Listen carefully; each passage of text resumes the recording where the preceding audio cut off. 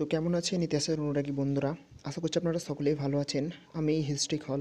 আজ আমি আপনাদের জন্য নিয়ে এসেছি নেপোলিয়নের অভ্যন্তরীণ সংস্কার সম্পর্কে আলোচনা করো এই প্রশ্নটি এবং তার উত্তর। তো এই প্রশ্নটি একটু ঘুরিয়েও পড়ে মাঝে মাঝে, যেমন নেপোলিয়নের অভ্যন্তরীণ সংস্কার সম্পর্কে আলোচনা করো এবং এর পরিপ্রেক্ষিতে কি নেপোলিয়নকে বিপ্লবের সন্তান বা বিপ্লবের ধ্বংসকারী বলা চলে? এটি সম্ভবত একই প্রশ্ন, খালি একটু ঘুরিয়ে পড়ে। আপনারা এটি লিখলেও নাম্বার দেবে। তো এই প্রশ্নটি যদি আপনারা পিডিএফ চান তাহলে অবশ্যই আমাদের মেসেজ করতে পারেন, আমরা দিয়ে দেবো।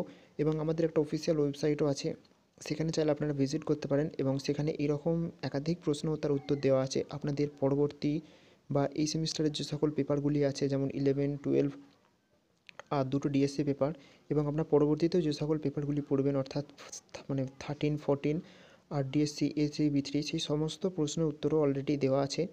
তো আপনারা চাইলে সেটিকে ফলো করতে পারেন। সেখানে আমরা বিনামূল্যে সমস্ত কিছু প্রদান করে থাকি।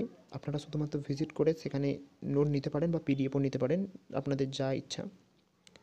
তো আর দেরি না করে আমি এই নেপোলিয়নের অভ্যন্তরীণ সংস্কার সম্পর্কে এইটি আমি আপনাদের সঙ্গে আলোচনা করে নিতে চাই। তো প্রশ্নটি শুরু হচ্ছে, অর্থাৎ উত্তরটি: 1799 খ্রিস্টাব্দে প্রথম কনসালের পদে অধিষ্ঠিত হবার পর নেপোলিয়ন ফ্রান্সের অভ্যন্তরীণ পুনর্গঠনে মনোনিবেশ করেন। 1789 থেকে 1799 খ্রিস্টাব্দ পর্যন্ত টানা 10 বছর ধরে চলা বিপ্লবী বিশৃঙ্খলার ফলে ফ্রান্সের সংকট তখন চরমে পৌঁছেছিল। প্রথম কনসাল হিসাবে নেপোলিয়নের তখন উদ্দেশ্যই ছিল ফ্রান্সের সমগ্র আইনি, আর্থিক ও প্রশাসনিক কাঠামো পুনর্গঠন করা। নেপোলিয়ন তার এই উদ্দেশ্য সফল হয়েছিলেন, তাই ঐতিহাসিক ডেভিড টমসন তাকে অষ্টাদশ শতকের শেষ হিতৈষী স্বৈরাচারী রাজা বলেছেন। তার বেশিরভাগ শাসনকার্যই হয়েছিল 1800 থেকে 1803 খ্রিস্টাব্দের মধ্যে। এই সময় তিনি লেব্রু, কাম্বাসেরেস ও ট্যালেরান্ডের মতো কিছু দক্ষ মন্ত্রীর সহায়তা পেয়েছিলেন, কিন্তু তাদের ভূমিকা নেপোলিয়নের তুলনায় ছিল নগণ্য। মূলত নেপোলিয়নই ছিলেন ফ্রান্সের অভ্যন্তরীণ সংস্কারের প্রধান রূপকার। হয়তো এখানে আমার বানানটা একটু উচ্চারণ ভুল হয়েছে, কারণ এগুলো একটু ফ্রেঞ্চ নেম, তো সেই কারণে একটু অসুবিধা হতে পারে। তো আপনারা দেখে এটিকে লিখে নেবেন।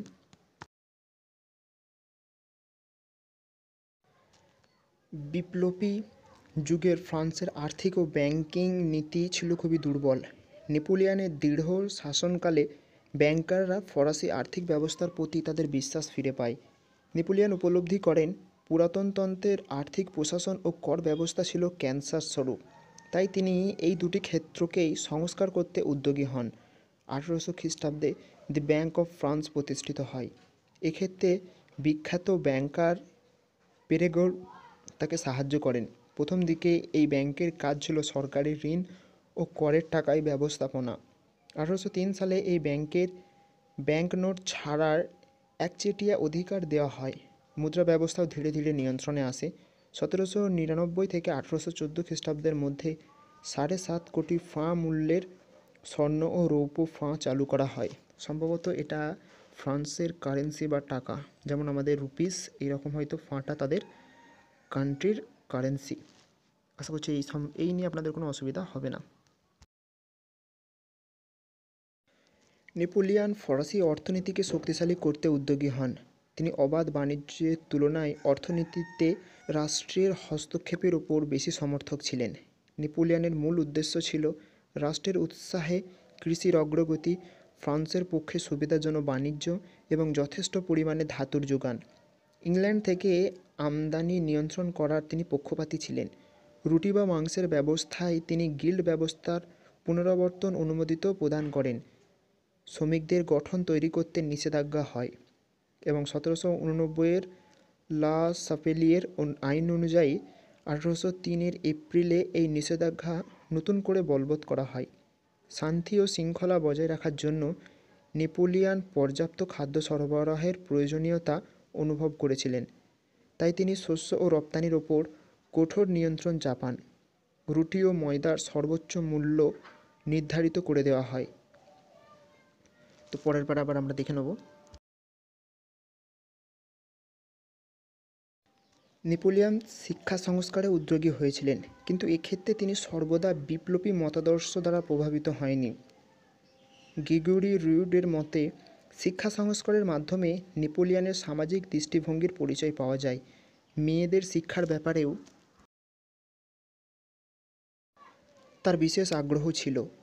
কনভেনশন সৃষ্ট প্রাথমিক বিদ্যালয় বা ইকোয়েল কমনওয়েলথের ভার পৌরসভার ওপর অর্পিত হয়।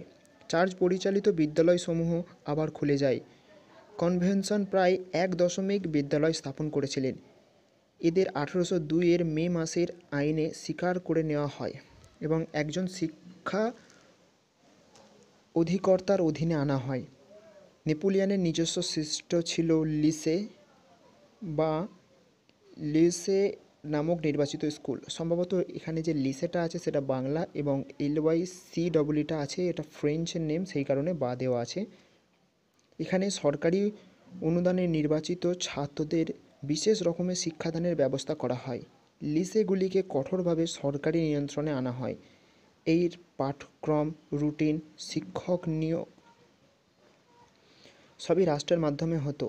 নেপোলিয়নের উদ্দেশ্য ছিল লিসেগুলিকে জাতীয়তাবাদের নার্সারিতে পরিণত করা। তার সময়েই ধীরে ধীরে এই লিসেগুলি ফ্রান্সের সবথেকে বিশিষ্ট প্রতিষ্ঠানে পরিণত হয়।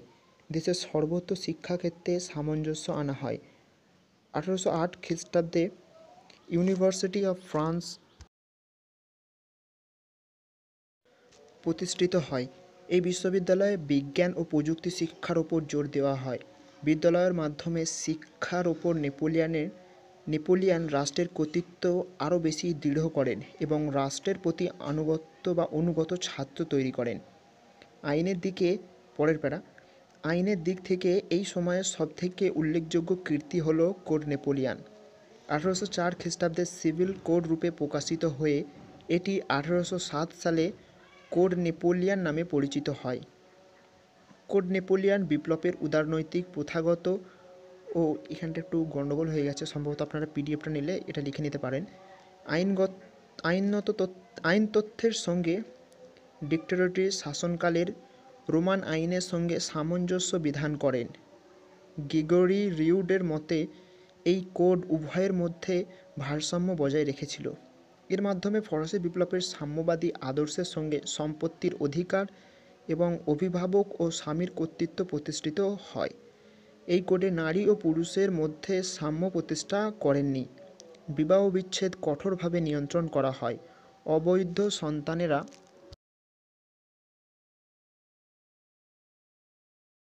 কেবল বিশেষ পরিস্থিতিতেই সম্পত্তি লাভ করতে পারত। পুরাতনতন্ত্রের ন্যায় সন্তানের ওপর অভিভাবকের কর্তৃত্ব বৃদ্ধি করা হয়। সম্পত্তি পুত্র ও কন্যাদের মধ্যে সমান ভাগে ভাগ করার ব্যবস্থা হয়।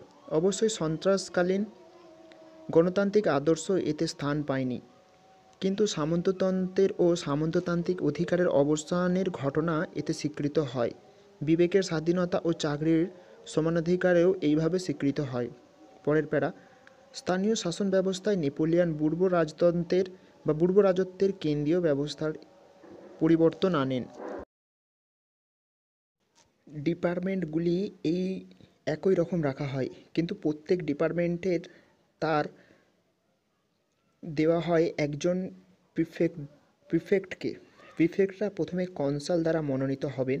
এছাড়াও ডিপার্টমেন্ট, ক্যান্টন ও কমিউনগুলি নির্বাচিত পরিষদের ক্ষমতা পুরোপুরি পরামর্শদাতাদের হয়ে পড়ে।